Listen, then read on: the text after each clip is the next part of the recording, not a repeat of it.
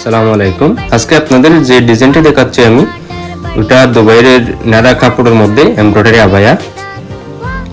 আপনারা ডিজাইনটি দেখতেছেন, ওটা বডিতে সম্পূর্ণ বডিতে আর কি, এবং হাতে এমব্রয়ডারি করা আছে। আর বেল্ট যেটা আছে, বেল্টের মধ্যেও এমব্রয়ডারি কাজ করা আছে।